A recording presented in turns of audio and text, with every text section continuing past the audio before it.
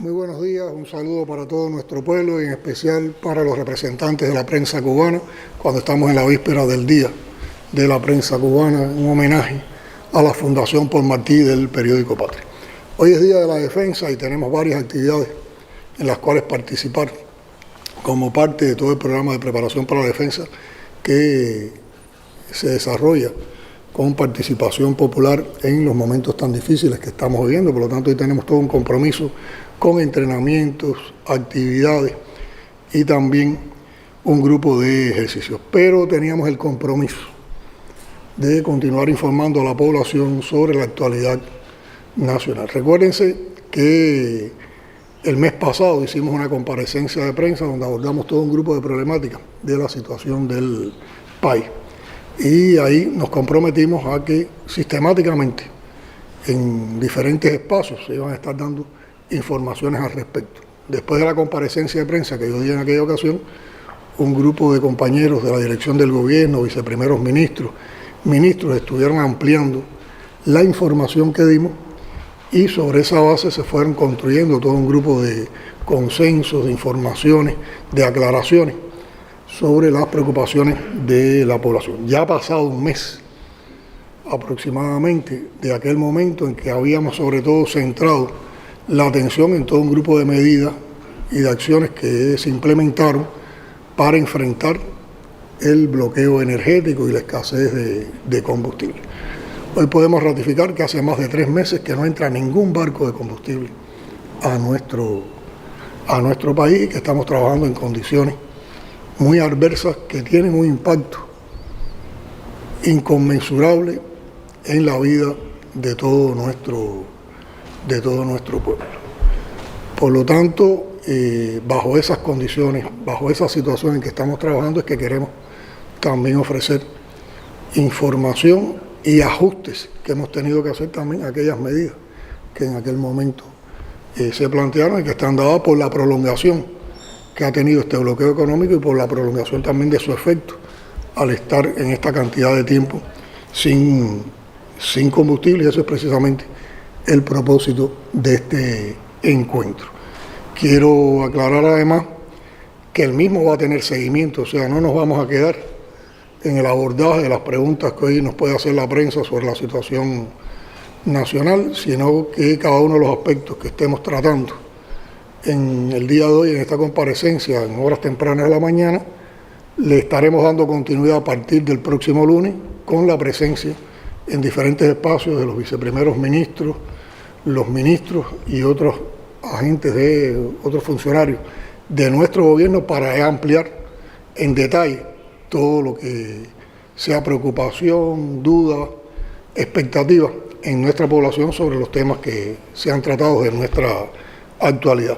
Y también mantendremos en el momento oportuno otro encuentro como este, que como ya le dije, hay la intención de sistematizarlo. Muchas gracias por acceder a este encuentro, a los compañeros de los diferentes, compañeras y compañeros de los diferentes medios que hoy están aquí presentes con nosotros, y creo que podemos pasar a la ronda de preguntas.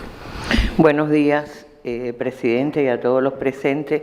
Creo que podemos empezar. Legañoa nos había solicitado la palabra inicialmente. Adelante, presidente de Prensa Latina.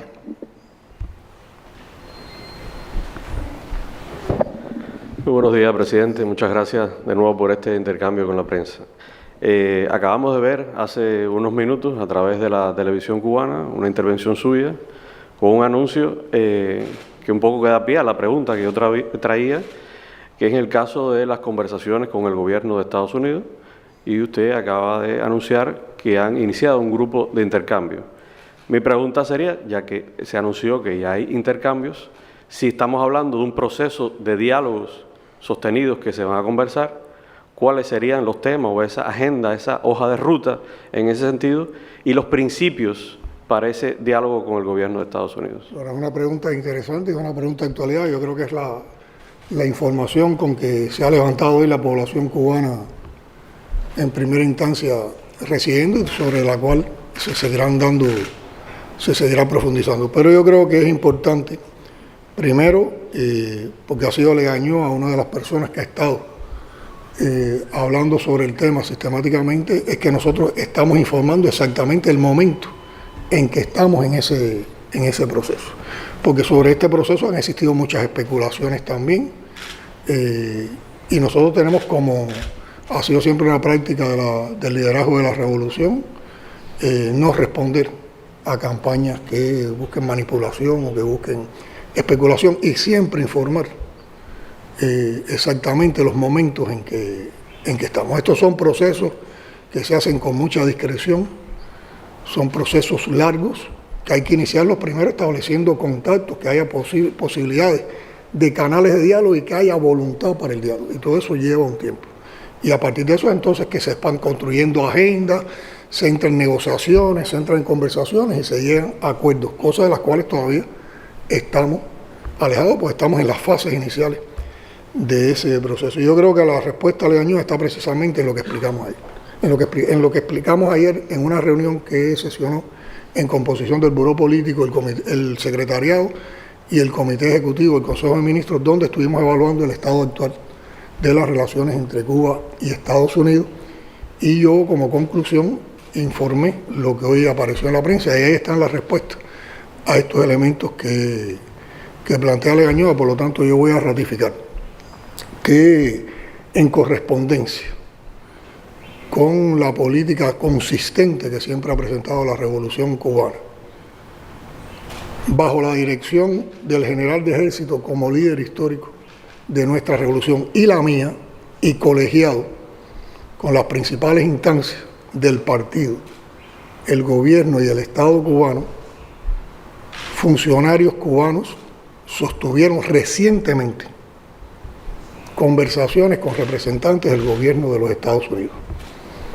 para buscar por la vía del diálogo la posible solución a las diferencias bilaterales que existen entre nuestras dos naciones. Estos intercambios han sido favorecidos por actores internacionales. Y aquí me quiero detener. Siempre que hemos estado en situaciones tensas en las relaciones con los Estados Unidos, aparecen esfuerzos por buscar canales de diálogo, por buscar conversaciones. No es la primera vez que Cuba entra en una conversación de este tipo. Yo creo que la más reciente, el ejemplo más reciente, fue la manera en que el general de ejército condujo las conversaciones con el presidente Obama en una etapa muy reciente, y todos sabemos los resultados que dieron esas conversaciones. Bueno, ahora también algún grupo de actores internacionales favorecieron el desarrollo de esos intercambios. ¿Cuáles son los propósitos que estamos siguiendo con estas conversaciones, con los propósitos que nos hemos planteado? Bueno, en primer lugar, determinar cuáles son los problemas bilaterales que necesitan solución. En segundo lugar, cuáles serían las vías para solucionar esos problemas. Y en tercer lugar, determinar si hay voluntad para concretar por ambas partes acciones en beneficio de nuestros pueblos. Esto implica encontrar áreas de cooperación con las cuales podamos enfrentar las amenazas y garantizar la seguridad y la paz de ambos países, y además la seguridad y la paz en nuestra región. Como explicaba anteriormente, no ha sido ni será práctica de la revolución responder a las campañas especulativas. Esto es un proceso muy sensible que se aborda con discreción, con la discreción que lleva en cada momento. Se aborda también con sensibilidad y con responsabilidad y mucha seriedad, porque es un problema que afecta a los vínculos bilaterales. Afecta a los vínculos bilaterales, y además de esto lleva un esfuerzo fundamental, arduo, tenaz, para poder avanzar en soluciones. Por lo cual también tenemos que encontrar la construcción de espacios de entendimiento que nos permitan avanzar en el proceso, y además de eso alejarnos de la confrontación. En esos intercambios hemos expresado nuestra voluntad de continuar el proceso bajo los principios de la igualdad y el respeto a los sistemas políticos de ambos países, a la soberanía, a la autodeterminación, tomando también el criterio de reciprocidad y en apego al derecho internacional. Ese es el momento en que estamos ahora en relación a las conversaciones o al diálogo con los Estados Unidos. Randy Alonso, Ideas Multimedia.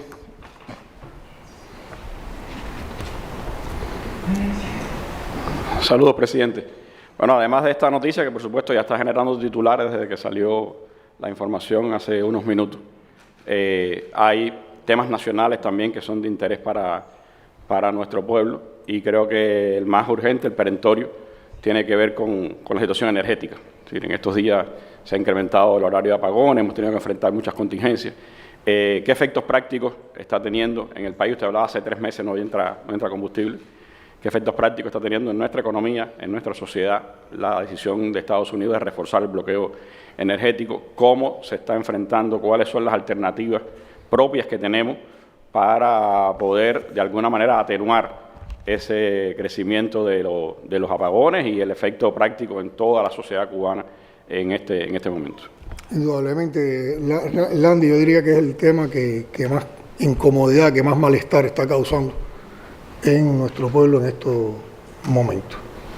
Y tiene que ver, insisto, con el bloqueo energético, con el recrudecimiento que en la situación energética nos ha planteado ese bloqueo energético.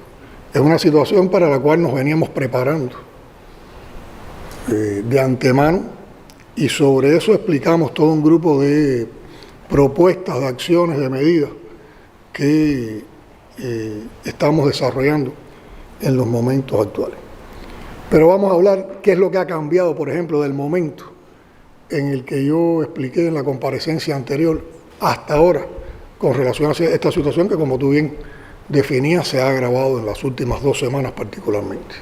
Bueno, en primer lugar, hace 3 meses que no entra combustible al país. Por lo tanto, nosotros estamos generando energía eléctrica en el horario diurno con crudo nacional y nuestras termoeléctricas. Y además el aporte de las fuentes renovables de energía, que es considerable y, como habíamos dicho un momento, se ha movido entre un 49 y un 51% en los días, en dependencia también del sol y en dependencia también, que es otro elemento que tengo que explicar, de cómo ahora podemos manejar en medio de situación de inestabilidad del sistema electroenergético nacional esa energía de los parques fotovoltaicos para regular frecuencias y evitar los blackouts, que fue un elemento nuevo que se introduce en estas últimas 2 semanas y voy a explicarlo posteriormente. Y por la noche, bueno, y Energas, que forma parte del gas, el uso del gas acompañante de la extracción de nuestro crudo nacional. Y por la noche estamos solo generando con las termoeléctricas y Energas. Ahora, adicionalmente a eso, antes de la semana pasada, a nosotros nos habían quedado determinadas disponibilidades de fuel oil y diésel que las estábamos empleando en 2 emplazamientos fundamentales para el sistema electroenergético nacional, que son los motores de generación distribuida que tenemos en Moa y un sistema de motores que tenemos en el Mariel. 3 meses sin entrada de combustible, se agota el diésel y se agota el fuel oil. Por lo tanto, sale un número considerable de megawatts con los que estábamos generando, sobre todo para el horario pico y el horario por la noche, salen de ese sistema de generación. Y ponen el sistema en una situación de mucha inestabilidad. Fíjense, nosotros habíamos logrado mantener en enero y febrero niveles de apagones no superiores a los de diciembre. Habíamos controlado la situación de una manera efectiva con las estrategias que habíamos trazado, que no quiere decir que no había apagones. Si había apagones prolongados, pero no en la magnitud que hemos tenido en los últimos días. Al cesar la generación de estos 2 bloques de motores, de estas 2 estaciones de generación distribuida, que son las únicas que habíamos podido emplear hasta ahora, recuérdense que nosotros hemos recuperado y tenemos disponibles más de 1.400 megawatts de generación distribuida, que no hemos podido emplear en todo este tiempo por la falta de combustible, por las consecuencias de ese bloqueo energético. Si nosotros dispusiéramos de combustible, tendríamos en los horarios de la noche 1.400 megawatts más de generación que nos sacarían del pico, o sea, en el pico habría un déficit de los 500, 600, 700 megawatts, pero pudiéramos cerrar las noches y pudiéramos cerrar las madrugadas y las afectaciones fueran mucho menores que las que tenemos en este momento. Al salir estas dos plantas de generación distribuida, el sistema se vuelve muy inestable. Y hay un día en que ocurre una salida brusca de Itera. Por lo tanto, las oscilaciones que provoca esa salida de Itera produjeron el blackout. Cuando vamos a recuperarnos el blackout, hace falta combustible en los grupos de las islas para poder ir dando algunas señales con las cuales puedan arrancar las termoeléctricas, se puedan sincronizar e incluso se puedan sincronizar los parques fotovoltaicos. Eso ya se hace con mínimos de combustibles que teníamos en los emplazamientos y que estaban previstos precisamente para situaciones de este tipo. Sí, bueno, superamos el blackout, se incorpora la guitera, pero como estamos en una situación de inestabilidad, sobre todo desde el punto de vista de variación de frecuencia, por ejemplo, en estos días en La Habana, una subestación se ha disparado y ha provocado la caída en varios circuitos a la vez. Cuando eso pasa, la gente nos critica.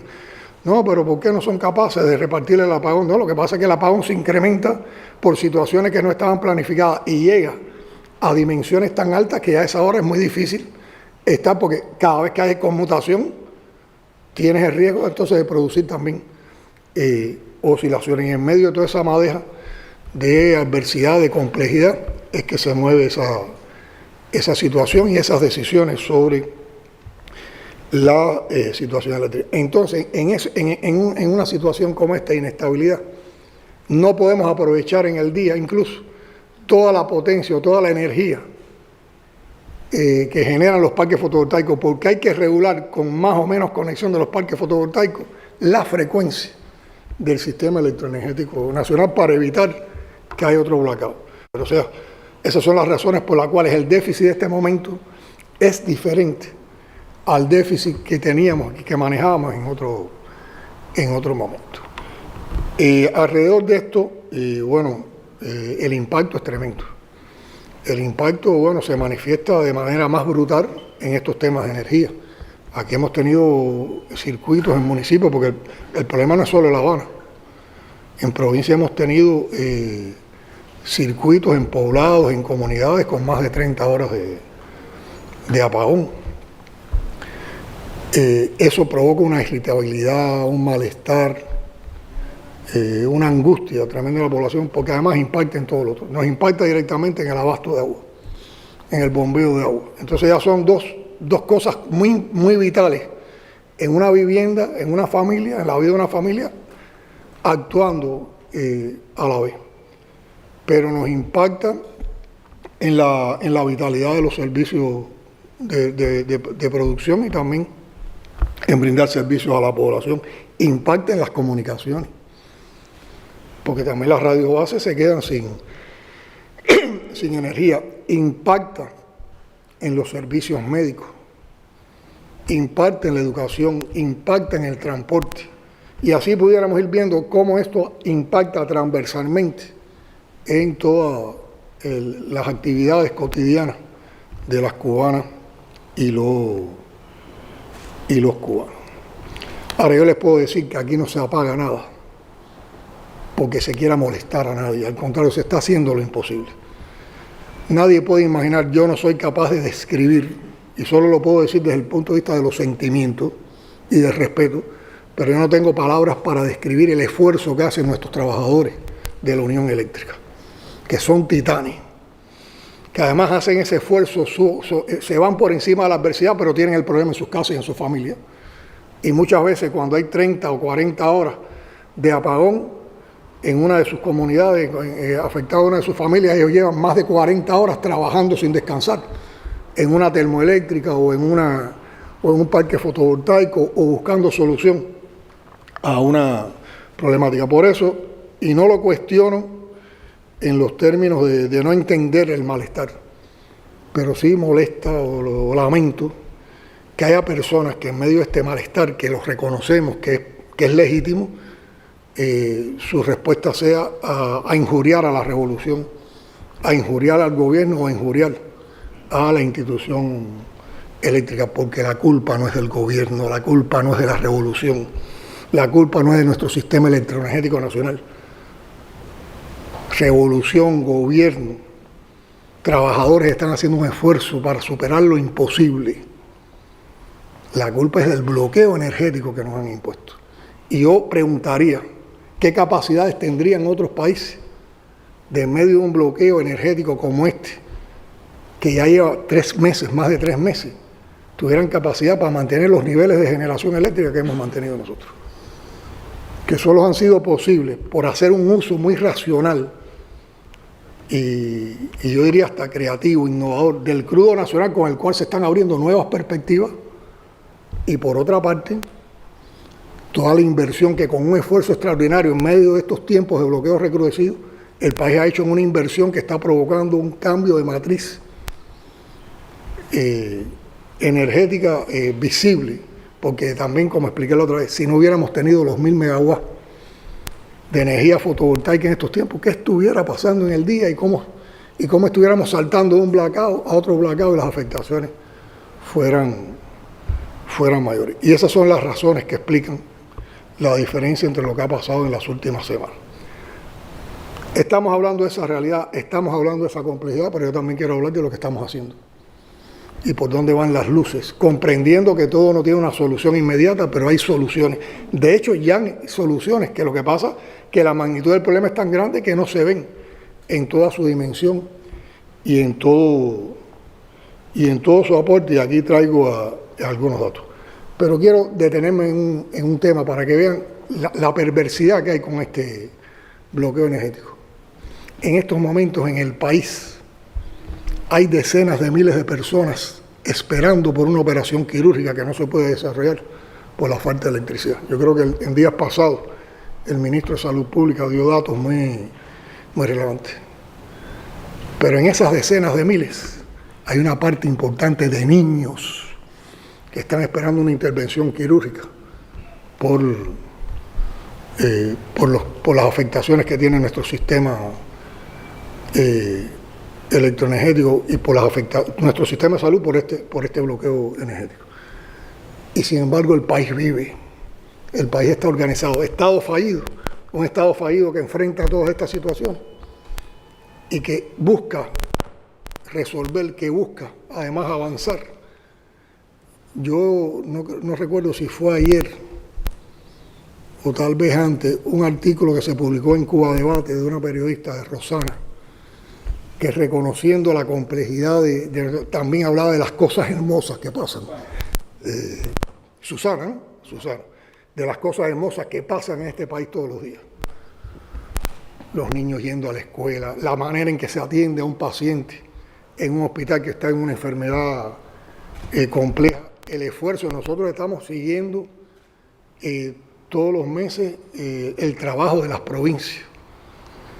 Y ya estamos haciendo el segundo corte, estamos haciendo ya en estos momentos el corte de lo que ha sucedido en las provincias y de cómo las provincias han ido desarrollando sus estrategias con cierre de febrero. Compañeros, la cantidad de soluciones que se encuentran, la manera en que se está organizando la vida para el pan, para dar ofertas de gastronomía, ofertas de comida a la población, la manera en que con todas estas limitaciones se está trabajando en el campo cubano para producir más alimentos, la manera en que se han organizado las transportaciones del personal de la salud, la manera en que se está conduciendo el curso escolar tanto en la educación como en la educación superior. Pero como decía Susana, pero también entonces el fin de semana voy a un espectáculo cultural del más altísimo nivel en mi país.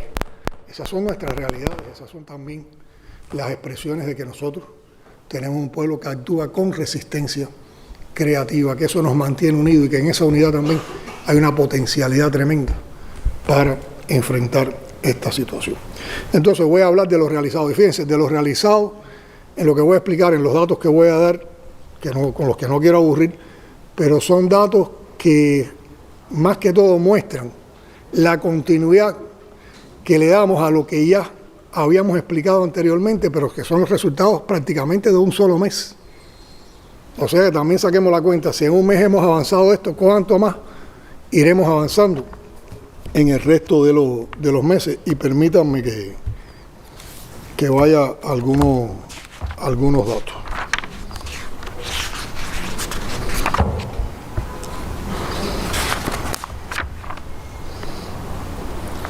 Bueno, crece la explotación de nuevos pozos para incrementar la producción nacional de petróleo y de gas acompañante. Y en los 2 primeros meses del año se sobrecumplieron los planes de producción de petróleo y gas acompañante. Y con eso hemos detenido una tendencia que venía ocurriendo en el país de que cerramos el año 2025 disminuyendo e incumpliendo los planes de producción de gas y de petróleo nacional. Esto es muy importante. Recuérdense que uno de los enfoques energéticos que dimos es que tenemos que saber vivir de nuestra fuente, y una de nuestras fuentes es ese crudo nacional y ese gas acompañante. Con el incremento del crudo nacional tendremos más crudo para explotar nuestras termoeléctricas. Y aquí es importante porque como parte de la recuperación de capacidades termoeléctricas, tal vez en el día de hoy o en el fin de semana se incorpora una nueva termoeléctrica, que es la termoeléctrica, una de las unidades de la termoeléctrica de Céspedes de Cienfuegos, que son 100 y tantos megawatts más, pero ya no es solo recuperar, es que hay que tener crudo nacional para que genere. Entonces todos estos incrementos nos van permitiendo que en la misma medida que vamos recuperando capacidades tengamos el combustible para la generación eléctrica en esas capacidades. Y con el gas acompañante, y después daré un dato, recuérdense que nos habíamos comprometido a crecer en 25.000 consumidores de gas manufacturado en la ciudad de La Habana. Ya eso está en práctica y hay un grupo de nuevos servicios que en un mes se han habilitado. Se han construido ya 4 tanques de la base de supertanqueros. Recuérdense, después del incendio la base quedó en una situación de total deterioro y necesitamos tanques para poder almacenar combustible. Se han recuperado 180, en lo que va de año se han recuperado 185 megawatts de generación térmica. Como decía, los parques fotovoltaicos están generando entre el 49 y el 51% de la energía en los horarios del día. Ya hay instalados 529 nuevos clientes de gas manufacturado en La Habana de los 20.000 previstos a los que vamos a llegar. En solo un mes, recuérdense que esto no es llegar y abrir una llavecita, hay que hacer conductoras, hay que hacer zanjas para las conductoras, hay que hacer todas las conexiones para llegar a una casa con gas manufacturado. Se ha logrado que casi todas las panaderías del país que estaban identificadas que podían ir a una transformación en el tipo de energía a utilizar para la cocción se han convertido. Y hay más de 715 panaderías que se han convertido a leña o a carbón. Se han instalado 955 sistemas fotovoltaicos en viviendas aisladas y en centros sociales que dan vitalidad a la actividad de atención a la población en los municipios. Por ejemplo, ayer cuando hacíamos el análisis con algunas provincias, ya hay provincias que han cubierto en un municipio sus policlínicos. Sus policlínicos ya funcionan con fuentes fotovoltaicas. Un grupo de instituciones sociales, hogares maternos, pero ya eso es una realidad, ya vamos por 955, además de un número de viviendas aisladas a las cuales también se le oferta este servicio. O sea, estamos hablando de policlínicos, hogares maternos, de ancianos, casas aisladas, áreas de cajeros electrónicos, estaciones de Texas para sostener las comunicaciones funerarias y otros centros. 120 niños con enfermedades que requieren constantemente climatización en sus casas ya tienen los módulos fotovoltaicos que le garantizan eso en su casa a las 24 horas y ahora estamos en otro levantamiento que está realizando el Ministerio de Salud Pública para extender este servicio a más familias. Se recuerdan que habíamos hablado de que había un grupo de trabajadores destacados fundamentalmente de los sectores de la salud y de la educación a las cuales se les iban a instalar 10.000 módulos. Bueno, se han instalado 10.034 módulos que ya están, ya esas personas reciben ese servicio. En las próximas semanas se van a incorporar nuevas capacidades de parque fotovoltaico. Hemos terminado un nivel de parque fotovoltaico que están pendientes de toda la asistencia técnica de los proveedores y que ya están terminadas. En la misma medida que la asistencia técnica va dando las validaciones, se estarán sincronizando con el sistema electroenergético nacional. En ese orden de cosas, quiero destacar lo siguiente. Hay un programa, hay un proyecto que comprende la instalación, no es un parque fotovoltaico, comprende la instalación de estaciones de baterías para llegar a una cifra de 50 megawatts en acumulación de baterías. Esto es una energía que no es, esta acumulación es para regular frecuencia. O sea, lo que hoy estamos teniendo que hacer a costa de los parques fotovoltaicos, estas estaciones de batería ayudarían a eso y por lo tanto podríamos aprovechar más los parques fotovoltaicos y el sistema electroenergético estaría más estable. Ya se están cargando eléctricamente 8 de los 16 contenedores que completan ese proyecto. Por lo tanto, los primeros 25 megawatts de acumulación en batería para regular frecuencia los vamos a tener en los próximos días. Y se sigue trabajando en los otros 8 contenedores para completar los 50 megawatts que ayudarán a regular frecuencia y evitar caídas eventuales del sistema electroenergético. Próximamente se conectan 4 nuevos parques fotovoltaicos de 21 megawatts cada uno, por lo tanto eso da una cifra aproximada de 85 megawatts, y hay otros 3 parques fotovoltaicos de un total de 15. Los 15 en total aportarán alrededor de 85 megawatts, pero ya los primeros 3 parques de ese proyecto se van a terminar y eso aportaría 15 megawatts más. O sea que estamos hablando en días, antes que termine marzo, de que estamos incorporando más de 100 megawatts al sistema electroenergético nacional con fuentes fotovoltaicas. Se establecieron un grupo de tratamiento diferenciado que estimula las inversiones residenciales de fuentes renovables de energía y también para el ámbito estatal, tanto en lo residencial como en el ámbito de los proyectos empresariales de los negocios. Estas acciones o estas medidas que se tomaron están orientadas en 3 ámbitos fundamentales. Un ámbito es el arancelario, o sea, se libera de aranceles todas estas importaciones.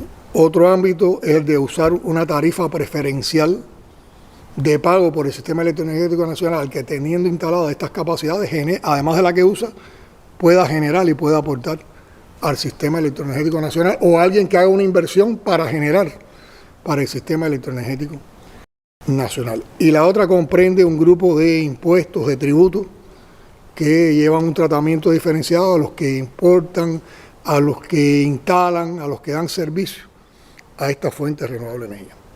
Bueno, en un levantamiento que no está completo y que varía todos los días, ya hay 2.247 entidades privadas, estamos hablando de negocios privados, que tienen fuentes, sistemas fotovoltaicos para desarrollar su actividad. Hay más de 900 empresas estatales que disponen de sistemas fotovoltaicos para acometer sus actividades. Hay 6.765 viviendas ya conectadas al sistema electroenergético nacional mediante sistemas fotovoltaicos. Hay 636 bombeos solares a la población, estos son sobre todo en acueductos de comunidades. Hay 462 bombeos solares para el riego en la agricultura y a la misma vez se están haciendo inversiones en la rama de las hidroeléctricas y en la energía eólica, y posiblemente cuando termine el año nosotros tendremos un nuevo parque eólico en Herradura, en la provincia de Las Tunas. Estaremos recuperando capacidades eólicas en los parques de Jibara y también estaremos conectando nuevas hidroeléctricas. En el área de la transportación eléctrica, ustedes saben que se están potenciando la movilidad eléctrica y la creación de electrosolineras.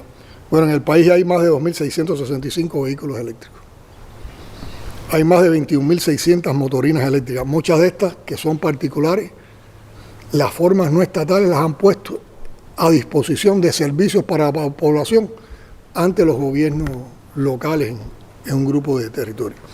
Ya hay más de 42 estaciones de carga para este parque. Y lo que estamos planteando es que cada parque automotor que funcione con energía eléctrica no se conecta al sistema electroenergético para cargarse, sino que tenga la posibilidad de ir a una electrosolinera que funciona con energía solar y por lo tanto no es una carga adicional para el sistema electroenergético.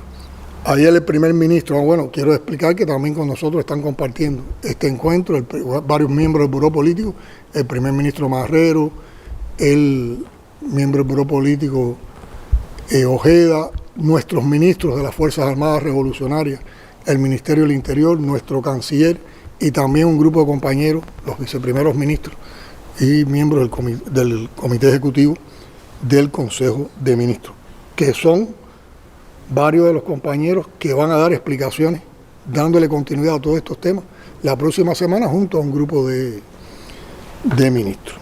Bueno, Marrero ayer me compartió una información que no la voy a dar completa, pero por ejemplo se ha hecho una inversión en 400 autos eléctricos, de los cuales ya estarán arribando los primeros días, en los próximos días, los primeros 100 aproximadamente, que lo vamos a dedicar al traslado de pacientes con hemodiálisis en todos los lugares del país. Por lo tanto, estaríamos independizando un servicio tan sensible a la población como la hemodiálisis de la dependencia de combustible fósil. Por supuesto, estos vehículos eléctricos que se van a emplear en esos servicios van a tener también tiempo disponible para ayudar también en otros servicios de salud.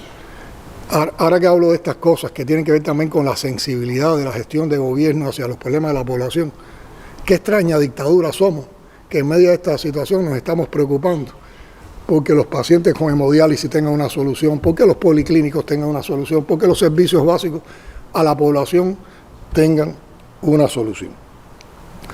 También se van a incorporar 150 triciclos eléctricos y 15 microbuses para transporte de pasajeros. Esto se adiciona. Ustedes saben que sistemáticamente en estos meses se han ido incorporando este tipo de medios al transporte en varias provincias. Pero aquí quiero destacar una cosa. Estos son equipos que se compran los componentes, pero los ensamblamos en el país. Por lo tanto, es lo que aportamos a los servicios a la población, pero es un desarrollo que va teniendo también nuestra industria. Y en la medida que avancemos estaremos incorporando más componentes de fabricación nacional y menos de importación, y nos abre nuevas posibilidades. Además hay diseños cubanos, la industria militar está aportando en eso y también el Ministerio de Industria. Y 34 furgones eléctricos para cargas.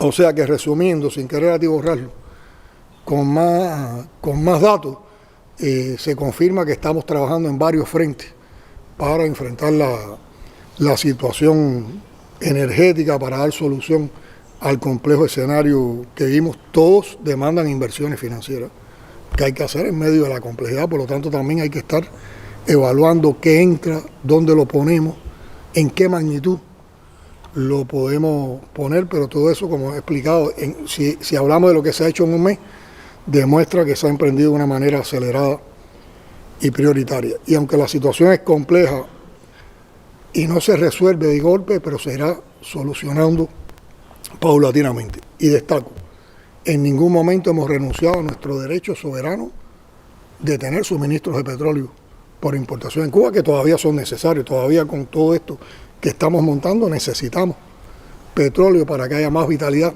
en todos los procesos de la vida nacional.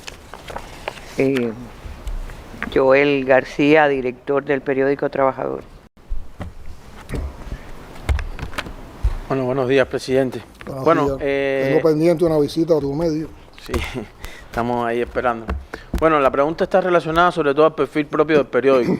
Usted explicaba toda la situación de la energía, del combustible, pero hay muchos centros, empresas que se han paralizado, algunas incluso han tomado medidas de reducción de personal, y aunque la legislación cubana protege a los trabajadores, la pregunta estaría enfocada a qué más pudieran hacer directivos, empresarios, que no se hace para evitar interrupciones laborales masivas que puedan haber en el futuro a partir de que la situación puede seguir siendo tensa. Yo voy a complementar la respuesta a tu pregunta también, porque es parte de los objetivos editoriales de ustedes. También qué papel tienen que jugar los sindicatos en este momento para apoyar todo eso que tú estás razonando en tu interrogante. Bueno, una vez más volvemos, y es repetitivo, pero eso es nuestra realidad. Volvemos a las afectaciones del bloqueo energético y su impacto en la vida, en un ámbito de la vida de nuestro pueblo, que es el ámbito productivo y el de la oferta de servicios. Se ha reducido la actividad productiva. Sin energía ningún país puede producir en las magnitudes de la normalidad. Se reducen también las posibilidades de servicios, y todo eso ha implicado hacer ajustes laborales. Si hay cambios de labor, hay determinados niveles de interrupción en los trabajadores, hay reubicaciones laborales, y todo eso provoca afectaciones desde el punto de vista laboral y desde el punto de vista salarial a una masa importante de nuestros trabajadores, de nuestra familia. Un principio que tenemos que compartir todos, desde la gestión del gobierno, desde la actividad política del partido, de la actividad sindical y de la actividad administrativa, es que buscamos, ante todo, defendemos la protección laboral y la protección salarial de nuestros trabajadores. Y yo sigo insistiendo, lo he compartido con los compañeros del movimiento obrero, también con los compañeros de la dirección del partido del gobierno, con las provincias, insistir en que más que ir a la interrupción, tratemos de adaptarnos y busquemos la reubicación laboral o el cambio de labor, porque hay mucho que hacer. Y por ejemplo, hay mucho que hacer en las comunidades, hay mucho trabajo que hacer en las comunidades. Y en las propias comunidades hay procesos que son necesarios atender, que son necesarios que vayan a otro nivel de soluciones, que teniendo esa masa de trabajadores hoy, no tanto en el escenario laboral normal que son sus fábricas, sus entidades, sino más tiempo en las comunidades, con ellos podríamos organizar proyectos comunitarios o avanzar en los que ya existen. Podemos potenciar el sistema productivo local, sobre todo la producción de alimentos a nivel de las comunidades, la atención a los vulnerables, la recogida de desechos sólidos, proyectos creativos en función de la población con la cantidad de personal profesional que tiene preparación, digamos, pedagógica, metodológica por sus conocimientos, que pueda apoyar a los procesos educativos que hoy están centrados en la comunidad, en el municipio, en los centros municipales de la educación superior. Es mucho lo que podemos hacer. Y es mejor que todos, aunque nos tengamos que reubicar, aunque tengamos que cambiar de labor, estemos aportando, no nos desmovilicemos, no estemos esperando que otros hagan lo que nosotros podemos hacer, y estemos aportando. Nuestra legislación laboral comprende un grupo de tratamientos especiales. Por ejemplo, en el caso de las unidades presupuestadas, durante el primer mes, para quien ha quedado sin reubicación laboral, se le paga el 100% del salario, y a partir de ese mes se paga el 60%, eso lo asume a partir de la aprobación del Consejo de Ministros por solicitud, por análisis del Ministerio de Trabajo y Seguridad Social, pero son trámites que se hacen en corto tiempo, lo asume el presupuesto del Estado. Y eso es una protección que se da y que lo pueden utilizar todas las entidades presupuestadas. Pero en el ámbito empresarial tenemos tres fuentes que pueden ayudar en esto, que no creo que siempre se utilizan, tal vez no sean de total dominio, y sin embargo fueron fuentes que utilizamos en la COVID. Una de ellas son las reservas para contingencia que crean las empresas, se puede utilizar en estos casos. El otro es las reservas no utilizadas, que son reservas que crean las entidades empresariales a partir de sus utilidades, una cosa que ellos han generado con sus utilidades que también puede ser empleada para esto. Y el tercer fondo son los fondos de compensación que existen en estas empresas. Yo creo que si articulamos lo que puede aportar el presupuesto y articulamos también estas tres modalidades que tienen las empresas, podemos entonces lograr un justo, un adecuado tratamiento laboral y salarial a los trabajadores en las condiciones en que están. Y entonces yo diría, con ese mismo sentido de que la gente hoy están, que nuestro pueblo, que nuestros trabajadores, están más tiempo en otros escenarios de labor que no son los tradicionales, el sindicato tiene que actualizarse en su función. El sindicato hoy tiene que estar más que en la fábrica, en esos espacios donde están reubicados sus trabajadores. El sindicato tiene que estar atendiendo y defendiendo ese tratamiento laboral y salarial con voluntad de solución en esos espacios donde van a estar más los trabajadores. Y yo insisto mucho en el ámbito comunitario. Si nosotros aprovechamos esa masa de trabajadores, que además son vecinos, entre los cuales hay toda una empatía y toda una posibilidad en la solución de problemas que tenemos en lo local, en la comunidad, en el municipio, yo creo que podemos dar un salto importante en todo un grupo de actividades en medio de la situación tan complicada que tenemos. Y no tenemos a nadie parado, no tenemos a nadie movilizado, no tenemos a nadie sin estar dando un aporte a nuestra sociedad. Y eso también, esa participación y esa capacidad de adaptarnos, da unidad. Y en la unidad está la razón de todas nuestras victorias, de todo lo que podemos avanzar en todos nuestros empeños. Pero lleva un análisis exhaustivo, un análisis comprometido, un análisis responsable por los que dirigen las entidades presupuestadas, por los que dirigen las empresas y también por el movimiento sindical. Raciel Guanche, Juventud Rebelde. Saludos, presidente. Las universidades cubanas, en medio de este contexto, también han tenido que transformarse, ¿no?, para culminar su proceso docente. Sin embargo, ha habido estudiantes que han tenido preocupación también con el tema, ¿no?, para terminar lo que es el semestre docente. Mi pregunta concreta es, bueno, si se ha evaluado desde la dirección del país este tema y, bueno, qué se piensa hacer ahora en lo adelante. Es algo que ha estado muy presente en estos días en las redes sociales. Vuelvo de nuevo a las causas de los problemas. Impacto del bloqueo energético en nuestro sistema educacional, tanto en la educación general como en la educación superior. Cómo funciona un centro escolar, cómo funciona una universidad con apagones, sin combustible para el traslado de profesores y estudiantes, con déficit de alimentación, sin poder desplegar todas las potencialidades que en los procesos de aprendizaje, enseñanza-aprendizaje, nos proporciona el uso de las tecnologías de la información. Todo eso lo afecta a este bloqueo energético.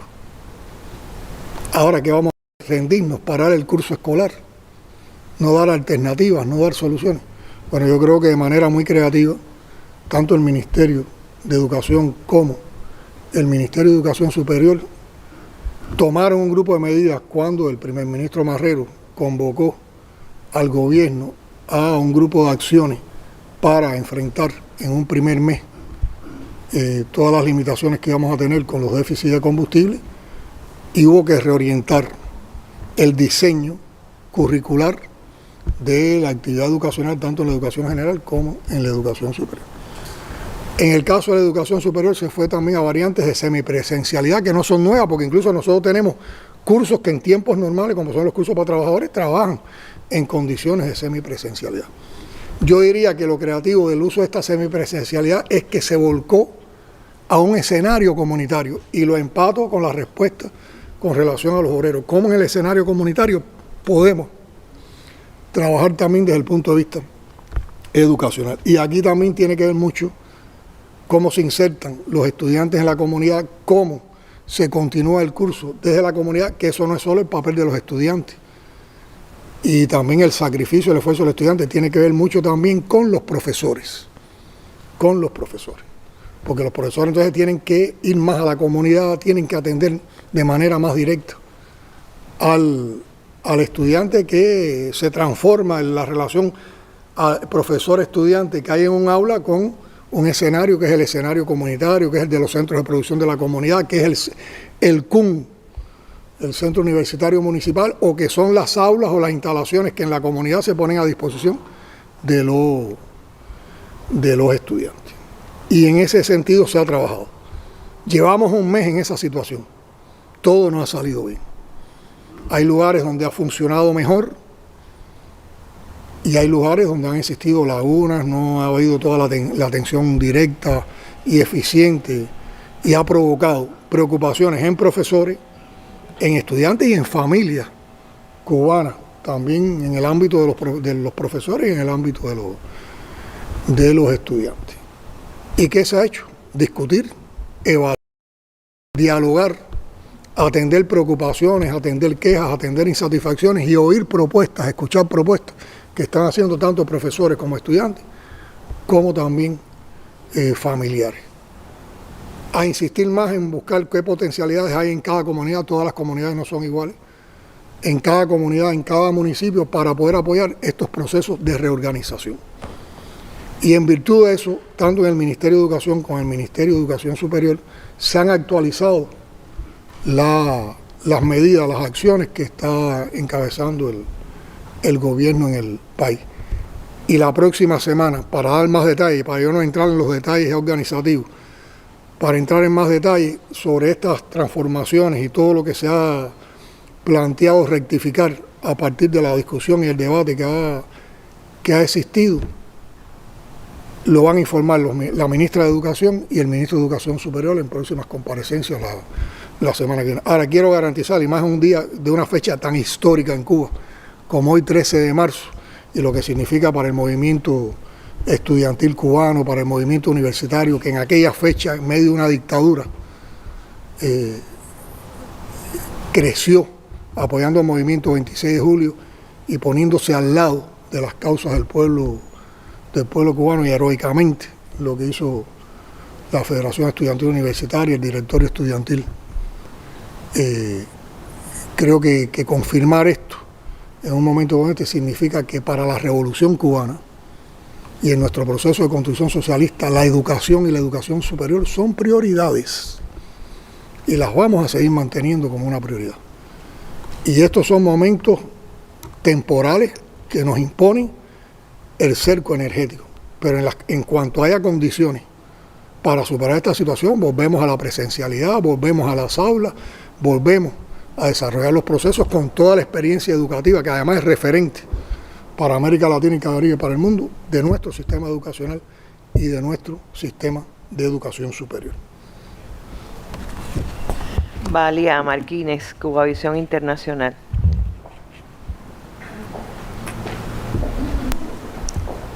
Buenos días, presidente. Buenos días. En este diálogo que usted sostiene hoy con la prensa, nos gustaría particularizar en un tema, y es el papel de los connacionales en el exterior. Y yo creo que en este complejo escenario también han jugado un papel relevante. Mi pregunta concreta sería ¿qué papel reconoce el gobierno cubano en esta comunidad, tanto en el apoyo económico a sus familias, como en la defensa de una visión más objetiva sobre Cuba, frente a campañas mediáticas y políticas que buscan aislar el país? Gracias. Interesante pregunta. Yo recuerdo que en la comparecencia anterior, cuando hablamos de las transformaciones que es necesario impulsar ahora en nuestro modelo económico y social, planteamos este campo, este ámbito, el de la relación con los cubanos residentes en el exterior, como una de las más importantes y de las más decisivas que tenemos que hacer. Bueno, hay que decir, hay que explicar esto desde los elementos de actualidad. Indudablemente la cifra de cubanos residentes en el exterior o que prolongan su estancia en estos momentos ha sido creciente, es numeroso. Y por lo tanto es nuestra responsabilidad como gobierno acogerlos, escucharlos, atenderlos y propiciarles que tengan un espacio de participación en el desarrollo económico y social de nuestro país. a partir de su disposición de hacerlo, de su disposición a participar, a partir de sus posibilidades de participación. ¿Qué distingue a la mayor parte de esta comunidad de cubanos que residen en el exterior o que durante un tiempo radican en el exterior? Bueno, muchos de ellos son profesionales o técnicos, son un componente fundamental de la fuerza de trabajo calificada que ha formado la revolución con nuestro sistema educacional. Son personas que mantienen su arraigo cultural, su identidad con la cultura y con la nación cubana. Son personas que mantienen una relación con la patria en momentos difíciles como estos que estamos viviendo y en otros. De ellos ha llegado expresión solidaria, expresión de apoyo, expresión de denuncia ante las presiones, ante las políticas que tratan de condenar a nuestro pueblo. Y el vínculo con esos cubanos residentes en el exterior no es nuevo. Recuérdense que Fidel, el comandante en jefe, en el año 78 inició un proceso de diálogo con la comunidad cubana residente en el exterior. Yo tengo lo he dicho en otras oportunidades, lo dije en el último encuentro en que participamos con la comunidad cubana del exterior, que fue hace 2 años más o menos, aquí en La Habana, que yo siempre guardo en mi memoria de joven aquel encuentro de Fidel con los maceitos, con la brigada Antonio Maceo cuando vino a Cuba, que está reflejado en un documental hermosísimo, donde hay varios momentos de dirigentes de la revolución reunidos con ellos, pero está ese último encuentro de Fidel con ellos cuando ya van a salir a tomar el avión y Fidel les dice: con ustedes la patria ha crecido. Y a eso se remonta esa voluntad de vínculo y de diálogo y de participación con esa comunidad residente en el exterior. Después eso ha tenido, en el transcurso de estos años, momentos importantes con las 4 ediciones que ha tenido la Conferencia Nación y la Emigración, que se ha propuesto incluso hasta cambiarle el nombre, porque no se ven como emigrados, se ven como parte de la nación. Hay que decir que los principales dirigentes de la revolución, en las visitas de trabajo que han realizado en los últimos tiempos a diferentes países, siempre buscamos un espacio para reunirnos con los cubanos que residen en esos países, para escucharlos, para compartir con ellos lo que se está viviendo, incluso para que ellos planteen sus propuestas y sus preocupaciones. En el último año había una actividad intensa que a través de la dirección del Ministerio de Relaciones Exteriores y a través del Ministerio de Comercio Exterior, que atienden a los cubanos residentes en el exterior, ha existido mucho vínculo. Se han producido varios encuentros en países, varios encuentros por zonas, por regiones del mundo, donde ellos han planteado y han explicado preocupaciones, limitaciones, aspiraciones, han hecho propuestas y han planteado lo que ellos consideran trabas para poder ellos aportar más en el país. Y con todo eso hicimos un registro, hicimos un dossier de todas esas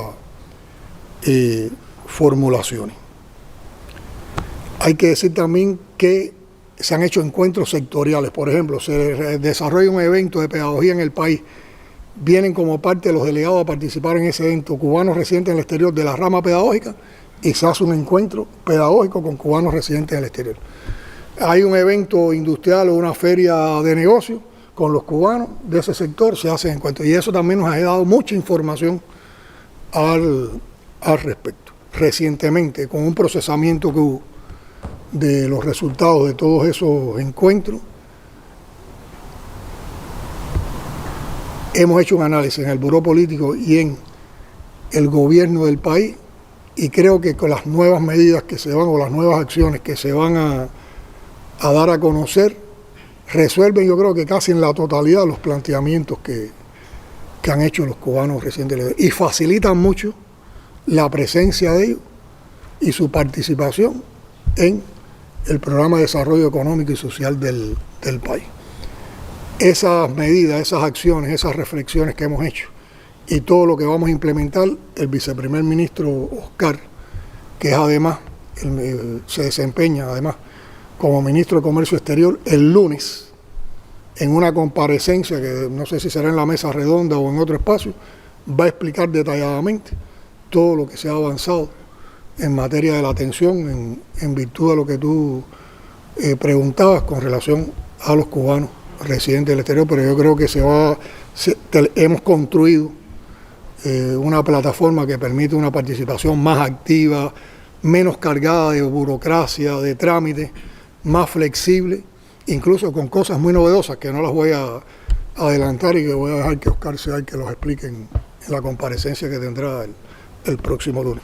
Oscar, planifícate el lunes, pues no me puedes hacer quedar mal ahora. Así que si tenían otra fecha, la ponen el lunes. Norlan Rosendo, director de la Agencia Cubana de Noticias. Buenos días, presidente, a usted y a todos los que nos acompañan en esta comparecencia de prensa. A pesar del escenario tan complicado para aislar a nuestro país, en los últimos tiempos hemos recibido ayuda solidaria y la estamos recibiendo aún. Y quisiéramos saber cuál es la estrategia del gobierno cubano para distribuir esos recursos y los mecanismos de control para asegurar que lleguen a los destinos previstos. Bueno, vamos a hablar de actualidad y vamos a hablar también de antecedentes, de historia. La actualidad es que estamos recibiendo donaciones y sobre todo hay un país amigo, hermano, que se ha mostrado a una altura tremenda, que es México, encabezado por su presidenta Claudia Sheinbaum, que ha tenido una firmeza en la defensa a Cuba tremenda y que agradecemos y respetamos y cada vez admiramos más, y bueno, de otros países. Y también como un elemento de actualidad es que alrededor de eso se molestan fuerzas de derecha y comienza la intoxicación mediática alrededor del uso y el destino de las donaciones, sobre todo en medios de derecha, y tratan entonces de articular con un supuesto mal manejo por parte de Cuba, también de atacar a los gobiernos, a los países que nos ayudan de esta manera. La ética de la revolución es tan grande y hay una experiencia que demuestra una ética indestructible en cómo se asumen las donaciones, en cómo se distribuyen, que aplasta cualquier campaña de intoxicación mediática. No hay campaña de intoxicación mediática que pueda contra esa ética. Se estalla contra esa ética. Y eso lo sabe, ¿quién lo tiene más claro que nadie? El pueblo, que es el destinatario de las donaciones que nos hacen los países amigos, las organizaciones solidarias. Entonces, vamos a hablar de historia.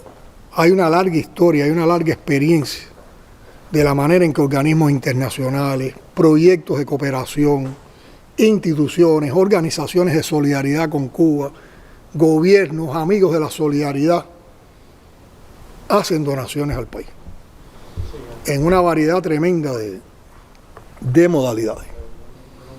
Pero el país también tiene organizado un sistema de planificación, de distribución, de control y una enorme experiencia en cómo tramitar estas donaciones. A nosotros nos llegan donaciones de todo tipo y ante circunstancias distintas. Llegan donaciones de emergencia o de ayuda en situaciones tan complejas como las que estamos viviendo.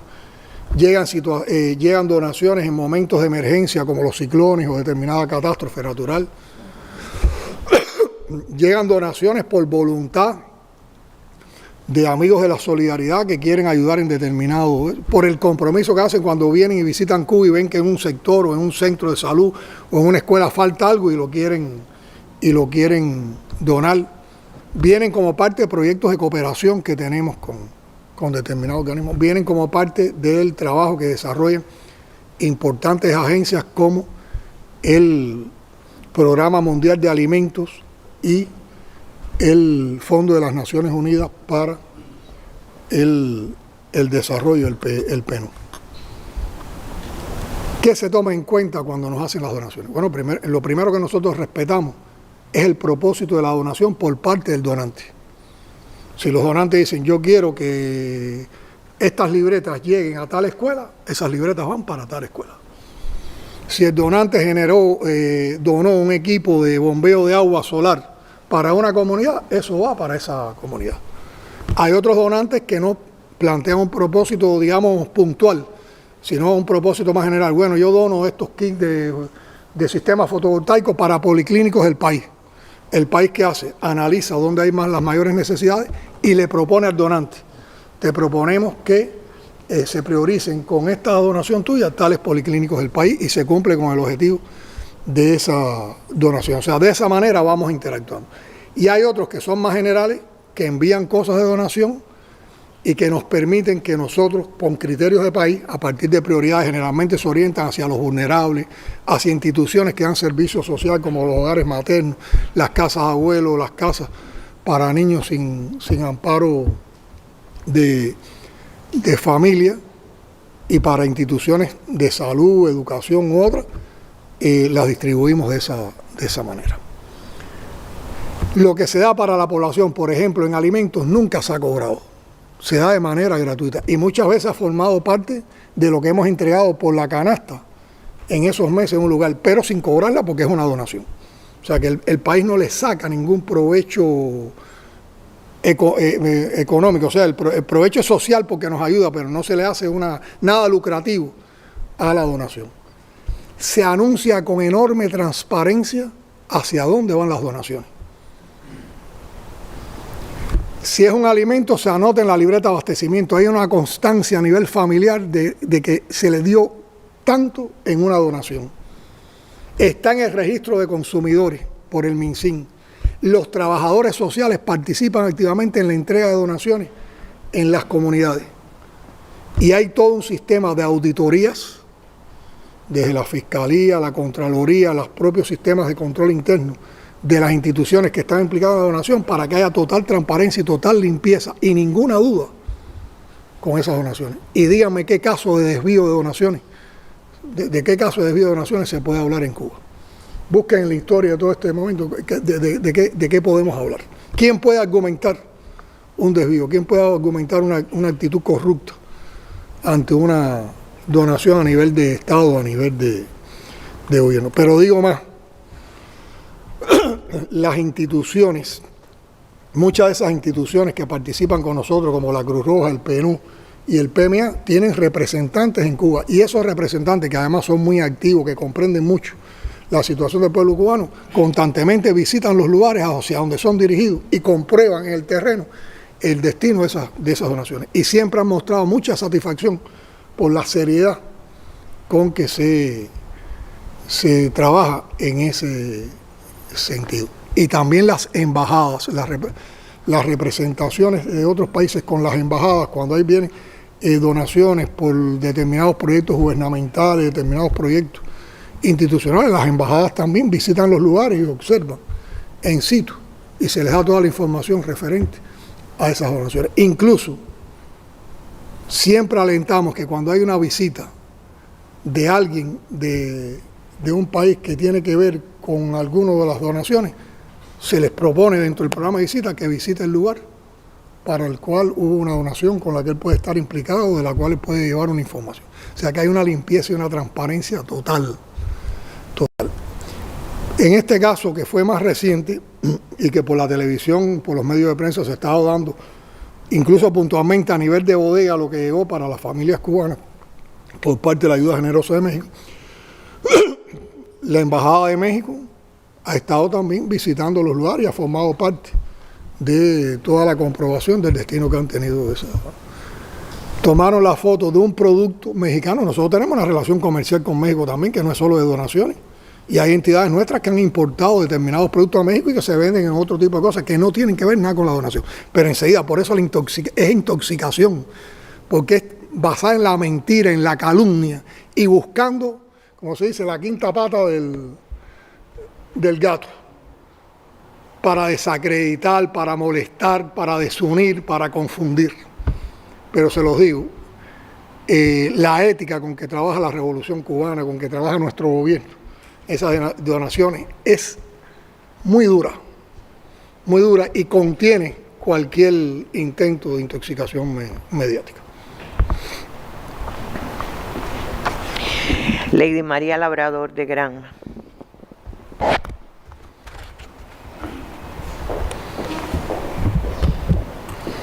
Sí, gracias. Buenos días. Saludos para usted, presidente, y también para todos los que nos acompañan.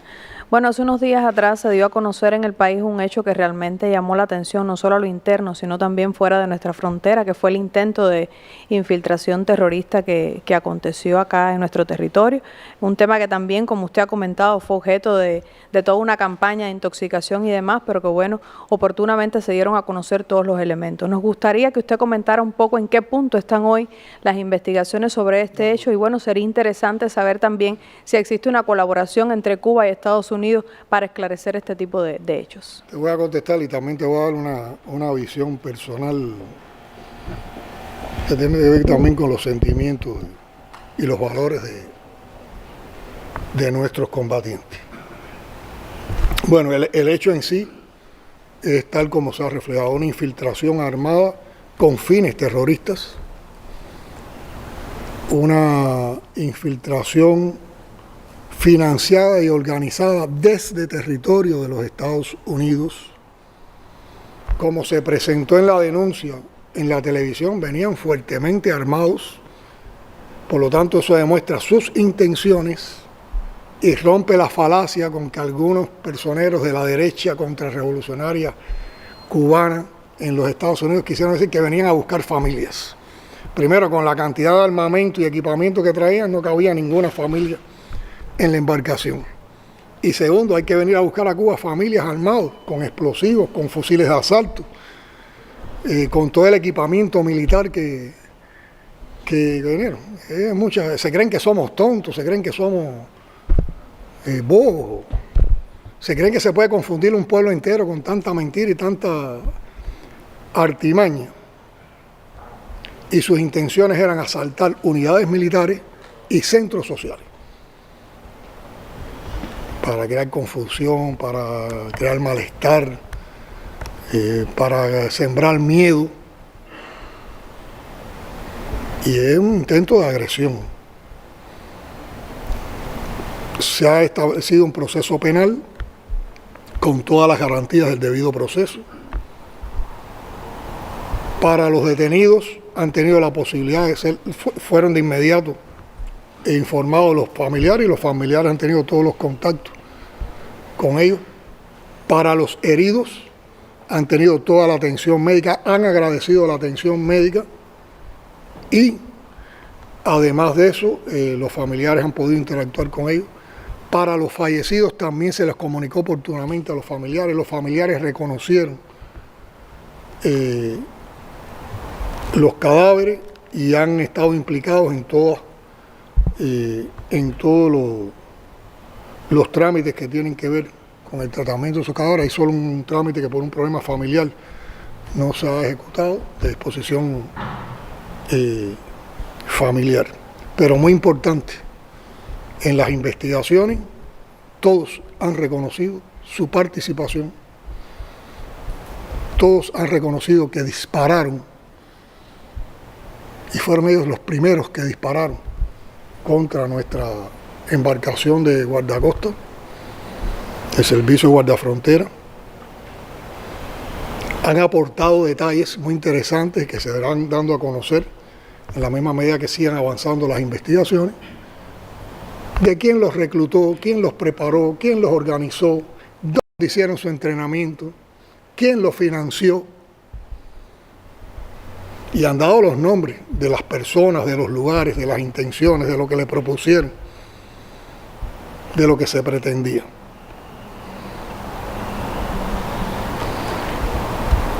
Dos de los detenidos están incluidos, están declarados en la lista nacional de personas y entidades designadas como terroristas que tiene nuestro país y han sido circulados también a instituciones internacionales. Y por supuesto, oportunamente, se le brindó información de esto a las contrapartes de Estados Unidos. Las contrapartes de Estados Unidos han estado informadas, han agradecido la información que se les han dado, han planteado por vía consular, ¿no? Es el término exacto, diplomática, consular, han planteado su disposición de participar de conjunto en el esclarecimiento de los hechos y estamos a la espera de una posible visita ya anunciada, ¿no?, de expertos del FBI para participar en el esclarecimiento y las investigaciones con nuestras fuerzas del Ministerio del Interior. Por lo tanto, si hay una información y hay una cooperación con las contrapartes norteamericanas y estamos a la espera de una visita de un grupo de expertos del FBI para seguir avanzando en esta investigación.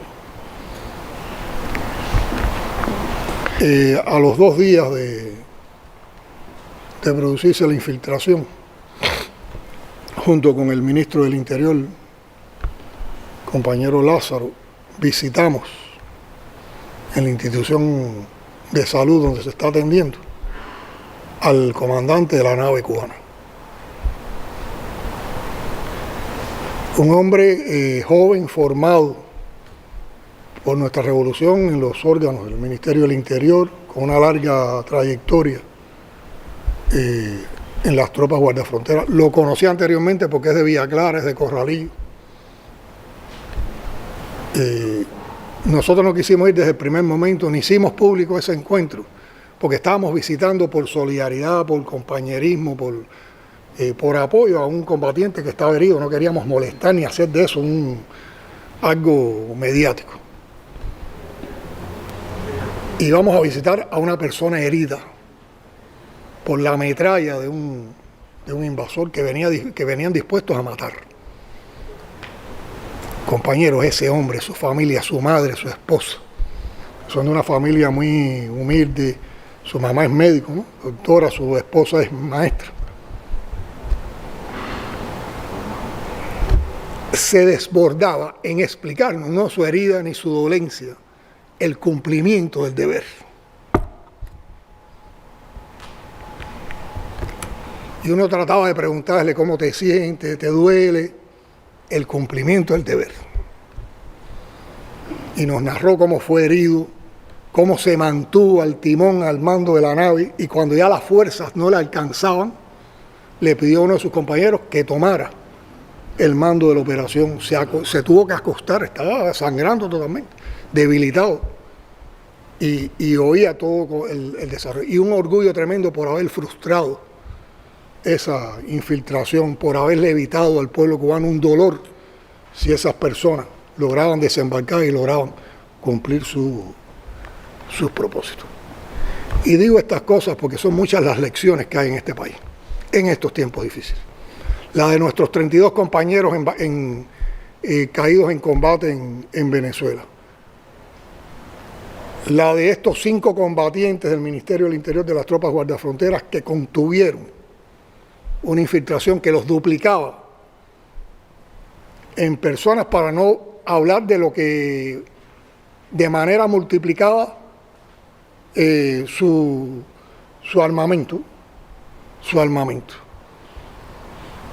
Y del orgullo de este oficial cubano por el cumplimiento del deber y su compromiso con el pueblo, su valor, su honestidad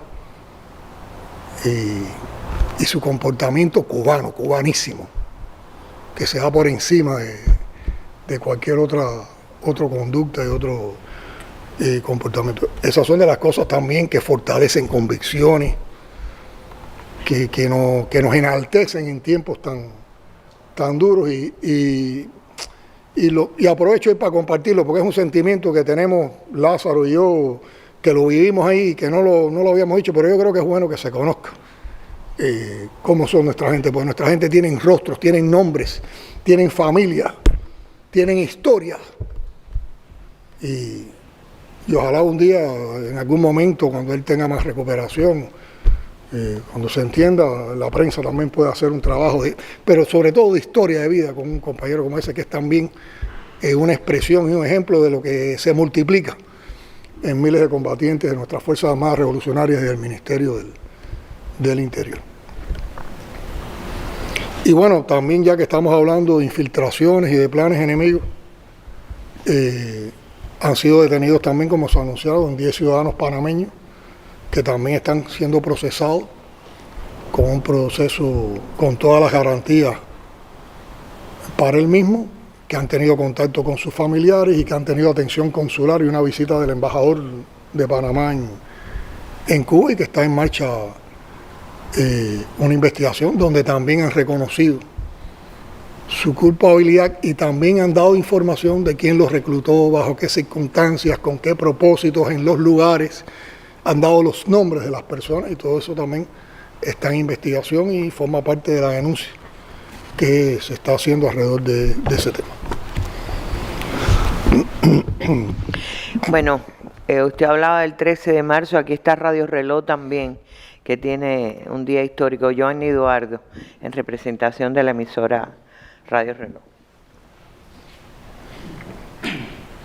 Buenos días, presidente. Buenos días. El gobierno de Ecuador recientemente declaró al personal de nuestra embajada en ese país no grato. Hubo una cumbre que a las claras busca revivir la política de Estados Unidos y la OEA para lograr el aislamiento de Cuba. Mi pregunta es, ¿cuál es la posición del gobierno revolucionario para enfrentar, es decir, frente a esta nueva agresión del gobierno estadounidense? Gracias. A ver, vamos a evaluar el contexto. ¿Qué es lo que distingue a Cuba? Algo de lo que distingue a Cuba ante el mundo. ¿Qué distingue a Cuba en sus relaciones con el mundo? ¿Qué es lo que ofrece Cuba al mundo? Un vínculo amplio, activo, amistoso, de cooperación y de solidaridad. Eso es lo que marca las relaciones de Cuba con el resto del mundo. Y nosotros somos un país que tiene relaciones diplomáticas con la mayoría de los países del mundo. Pero además un vínculo amplio de pueblo a pueblo, con amigos en todo el mundo. Cuba ha cooperado con el desarrollo de países, con programas gubernamentales, donde los cubanos y las cubanas han estado desarrollando misiones. Hay un reconocimiento altísimo del papel que han jugado, y están todas las historias de nuestras misiones médicas, educativas, de constructores, de trabajadores. De igual manera, en los lugares donde fuimos a luchar por solicitud de gobierno, sobre todo en el África, en países africanos, hay un reconocimiento a cómo actuaron nuestros combatientes, nuestros oficiales. Por lo tanto, yo diría que hay un sentido y lo que distingue a Cuba son precisamente esas virtudes, esos valores que provocan admiración hacia Cuba, no rechazo. Ese es el sentimiento que se predomina en la mayoría de esas relaciones y de los que participan en esas relaciones. Por supuesto, en América Latina y el Caribe, la patria grande, nuestra América, esos vínculos son más fuertes, son más íntimos, son más cercanos, tienen que ver con toda la historia de cada uno de nuestros países, con todas las relaciones. Y ahí en la historia, yo recuerdo cuando estuvimos en México en un acto por el grito de Dolores, como tanto López Obrador en aquel momento presidente como yo, cuando hicimos nuestras palabras, había una cantidad de hechos que enlazaban a nuestros países, a México y a Cuba, pero eso se puede hablar de Angola, eso se puede hablar de las misiones internacionalistas, eso se puede hablar en cualquier lugar del mundo. De eso hablan con dolor los hondureños que han quedado ahora desatendidos porque su gobierno retiró la brigada médica de Honduras, o de países caribeños que ahora van a quedar sin la atención de los médicos cubanos, que reconocen que es vital para sus sistemas de salud la presencia de personal de la salud cubana. Ahora, en la historia también hay que reconocer que los gobiernos de Estados Unidos, desde que triunfó la Revolución Cubana, los gobiernos, pues han sido todos los gobiernos, ha insistido mucho en tratar de aislar a nuestro país. Y recordemos los primeros años de la Revolución, la enorme campaña que hubo, recuérdense los sucesos de la OEA y recuérdense cómo México mantuvo con dignidad las relaciones con nuestro país. Parece que la historia se repite. Se vuelve a tejer una campaña de aislamiento de Cuba y hay quienes no se doblegan y vuelve el México solidario y hermano a estar al lado de Cuba. Y otro elemento que es devalorativo. No es lo mismo las relaciones entre gobiernos que las relaciones entre pueblos. Puede haber un gobierno como este que se menciona en la interrogante, que sucumbe ante las presiones que le hace otro gobierno y que por tener un gesto, que es un gesto de lacayismo, no sé si la palabra es correcta, la expulsión de la misión diplomática, sin ninguna justificación, sin ningún argumento, violando todo el derecho internacional, las convenciones de Viena y todas estas cosas. Pero la amistad entre el pueblo cubano y el pueblo ecuatoriano es histórica y es indestructible, como es indestructible la relación entre el pueblo cubano y los pueblos de América Latina y el Caribe. Y esa no la puede destruir la decisión de ningún gobierno. Y los pueblos saben de qué lado está la razón. Por lo tanto, va a seguir existiendo una relación entrañable entre los ecuatorianos y los cubanos, y más temprano que tarde, esas relaciones se recomponen.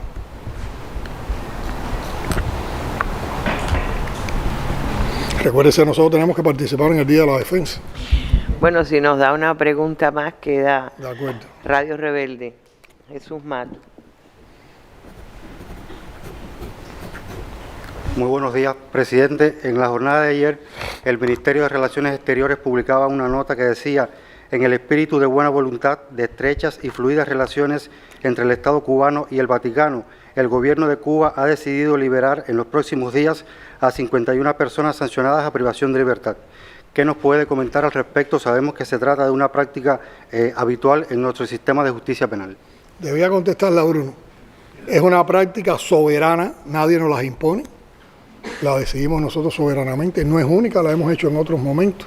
Incluso en la nota se dan datos de momentos en que hemos acudido a esa práctica.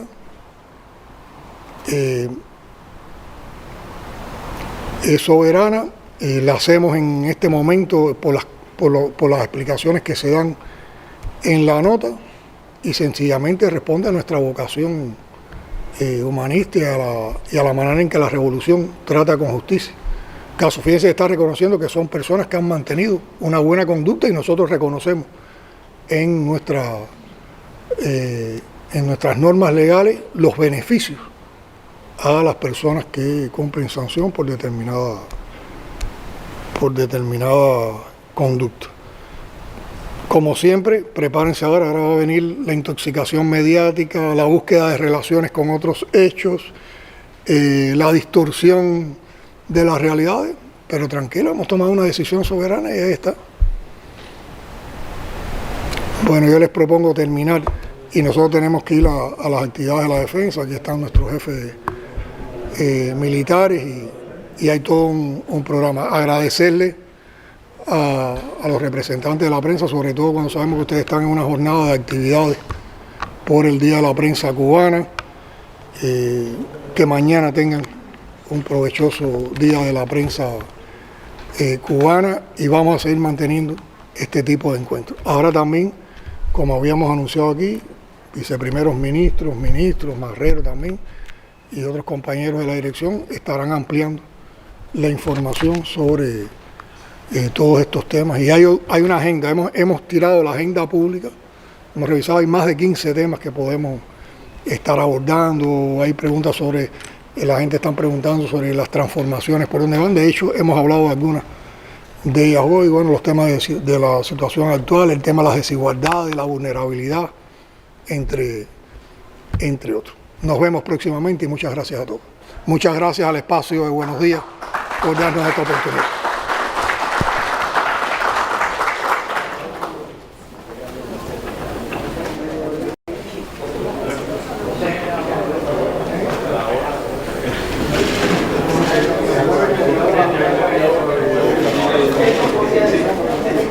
Gracias.